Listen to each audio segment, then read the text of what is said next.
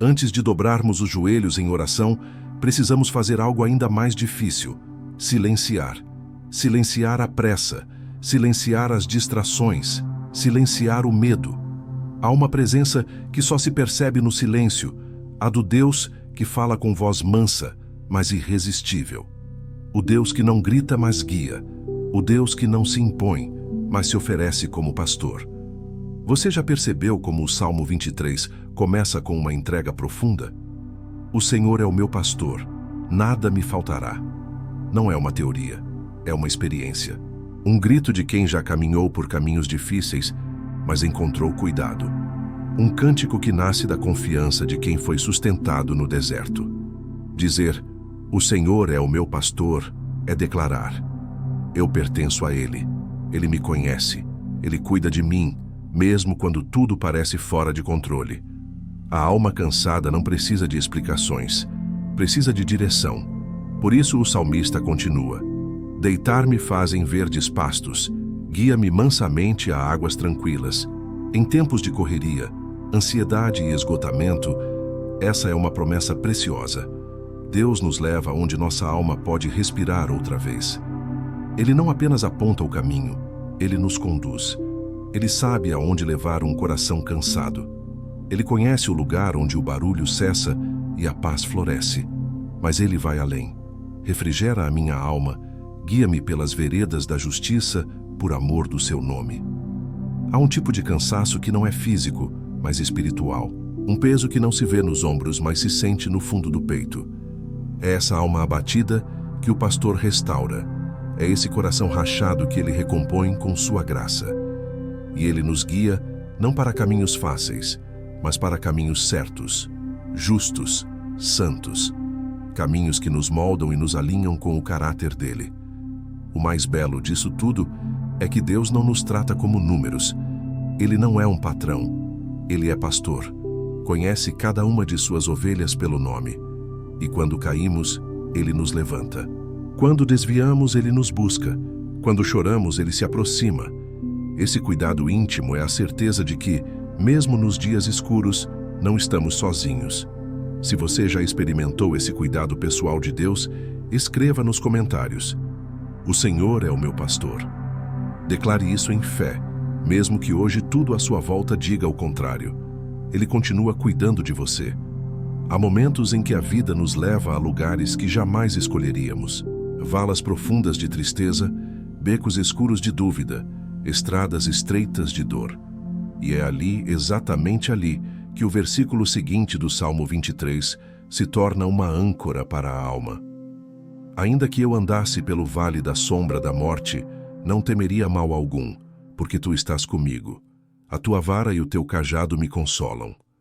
Perceba que o salmista não diz, se eu andar, mas, ainda que eu ande. Não se trata de uma possibilidade remota, mas de uma realidade. Todos, mais cedo ou mais tarde, atravessamos vales. E nem sempre esses vales são feitos de perdas visíveis. Às vezes, são feitos de silêncios de Deus, de noites em que a oração parece bater no teto, de sentimentos que gritam, onde está o Senhor? Mas a promessa não é que o vale não existirá. A promessa é, tu estás comigo. E essa presença muda tudo. Talvez você esteja hoje em um desses vales. Talvez o luto esteja morando aí na sua casa. Talvez seu casamento esteja se esfarelando. Talvez seu corpo esteja doente. Talvez sua fé esteja fragilizada. Mas ouça, o pastor não te deixou. Ele não observa de longe. Ele caminha ao seu lado. Ele não manda você sair dali sozinho. Ele entra com você. A vara e o cajado, instrumentos do pastor, são símbolos de amor firme. A vara afasta os perigos. O cajado guia, corrige, aproxima. E mesmo quando sentimos dor por causa de suas correções, é sempre uma dor que cura. Deus nunca nos fere para nos destruir. Ele nos corrige para nos restaurar. Há uma sombra, sim, mas não se esqueça, só há sombra onde há luz. A sombra da morte só existe porque a luz do pastor está ali. E ela nunca se apaga. O vale não é o fim. O vale é passagem. É lugar onde a fé é refinada, onde os olhos se voltam mais profundamente para Deus. onde a alma aprende a confiar não no que sente, mas no que crê.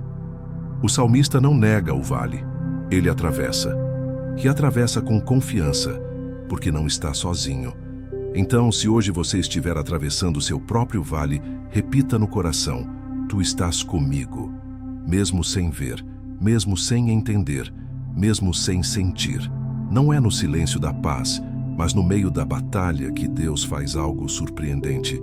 Ele prepara uma mesa. Sim, uma mesa. No campo de guerra, diante dos inimigos, no epicentro da aflição. É o que diz o salmista: preparas uma mesa perante mim na presença dos meus inimigos. Unges a minha cabeça com óleo, o meu cálice transborda. Salmo 23, 5. Isso nos confronta com a verdade de que Deus não nos tira imediatamente das situações difíceis. Ele nos sustenta dentro delas. Quando a oposição se levanta, seja em forma de pessoas, situações ou pensamentos, Deus responde com honra. Ele nos convida para uma refeição íntima, enquanto a ameaça nos observa. Ele não ignora nossos inimigos, mas os faz assistir à sua provisão. Quantas vezes pedimos que Deus afaste os problemas, mas Ele, com sabedoria perfeita, decide nos fortalecer diante deles. Isso é graça. Graça que não apenas nos livra, mas que nos sustenta enquanto somos moldados. A unção na cabeça, nesse contexto, simboliza aceitação, cuidado e consagração.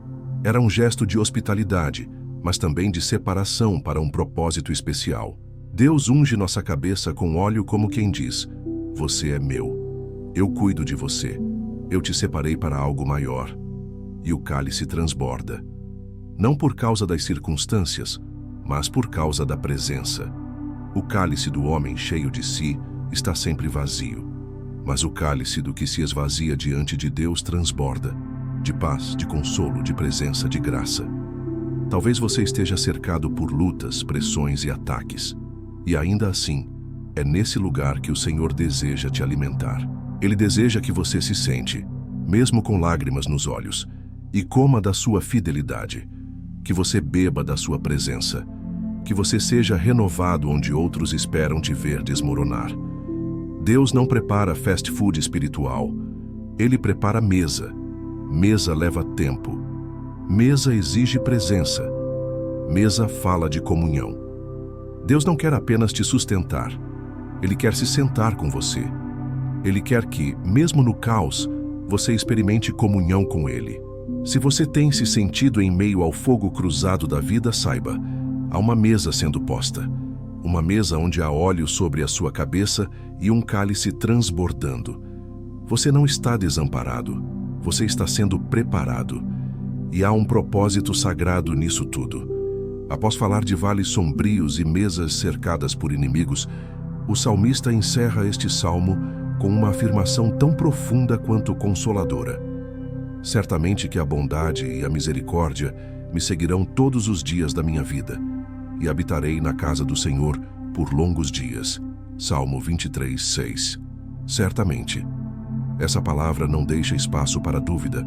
É uma convicção. Não diz talvez, nem se eu merecer, nem se tudo der certo.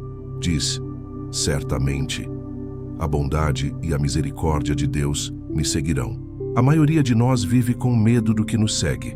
O passado, as consequências, as memórias, os traumas, as falhas. Mas a palavra nos mostra outra realidade. Não é o passado que nos persegue, é a graça. Deus nos segue com bondade. Deus nos persegue com misericórdia. Ele não nos abandona, nem mesmo quando nos perdemos dele. Ele nos segue como um pastor que não desiste da ovelha cansada.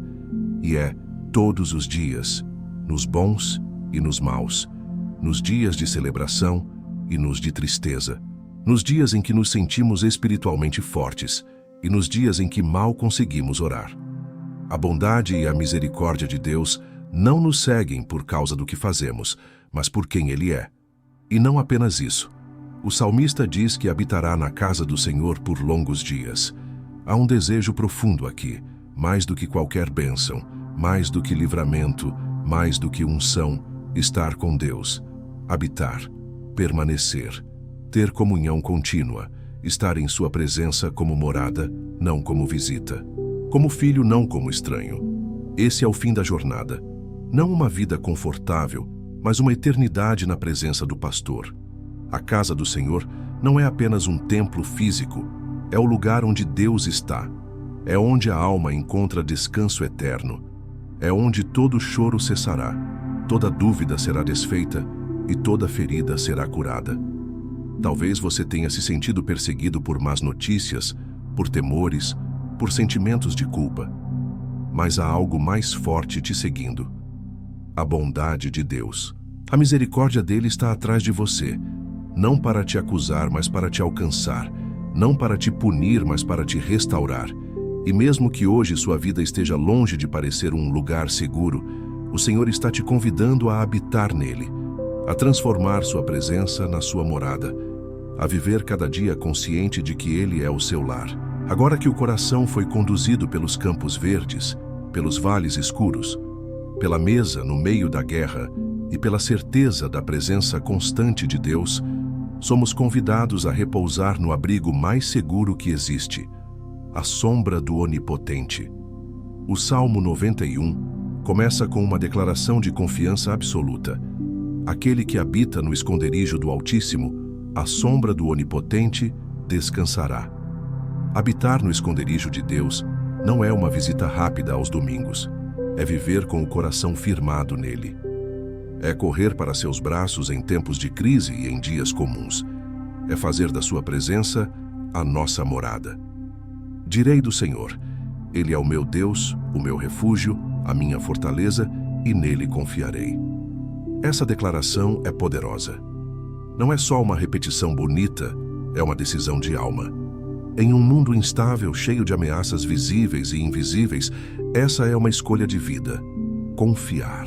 Quando a ansiedade quiser tomar o controle, quando as notícias forem más, quando a dor bater à porta, é ali que essa verdade precisa ser dita, crida e vivida. Ele é meu refúgio. O Salmo segue com promessas extraordinárias: livramento, proteção, cobertura, fidelidade, paz. Mas tudo parte de um lugar: a intimidade com Deus. Debaixo das suas asas encontrarás refúgio. Essa imagem é mais que poética, é real. Como uma mãe-ave esconde seus filhotes debaixo das asas, assim Deus envolve seus filhos com proteção e amor. Você talvez esteja vivendo dias em que parece que tudo ao redor está desmoronando. Seu corpo sente, sua mente se cansa, suas emoções oscilam. Mas lembre-se, você pode habitar no esconderijo do Altíssimo. E nesse lugar, mesmo quando 1000 caem ao lado e 10.000 à direita, você permanece em pé, não por força própria, mas pela mão do Senhor. Se você clamar, Ele ouvirá. Se você se firmar nele, será sustentado. Se você for atingido, será restaurado. E no final de tudo, quando este mundo passar, há uma promessa: satisfá-lo-ei com longura de dias e lhe mostrarei a minha salvação. Vamos orar. Senhor, nosso pastor e nosso refúgio, hoje te agradecemos por tudo o que tu és. Obrigado porque não somos guiados pelo acaso, mas pelas tuas mãos. Tu nos levas a pastos verdejantes, sim, mas também caminhas conosco pelo vale escuro. Tu preparas uma mesa para nós no meio da luta. Tu nos unges com óleo e fazes nosso cálice transbordar, mesmo quando tudo parece escasso. Senhor, nos momentos em que esquecemos quem tu és, lembra-nos. Tu estás conosco. Quando a dor tentar calar nossa fé, que tua palavra nos sustente. Quando formos cercados por medo, que o teu amor nos envolva. E quando estivermos fracos demais para seguir, carrega-nos nos teus braços. Ajuda-nos a não apenas recitar estes salmos, mas vivê-los. Ajuda-nos a confiar mais, temer menos, descansar mais, correr menos. Que nossa alma encontre em Ti tudo o que o mundo não pode dar. E acima de tudo, Senhor, ensina-nos a habitar, a permanecer em Ti. Que nosso coração Te busque todos os dias e que a Tua presença seja sempre o nosso lugar seguro. Em nome de Jesus, amém. Se essa oração falou ao seu coração, escreva nos comentários: meu refúgio está no Senhor, Que essas palavras sejam mais que uma frase, que sejam uma âncora para sua alma em todos os dias. Que a graça e a paz do nosso Senhor Jesus Cristo estejam sempre com você.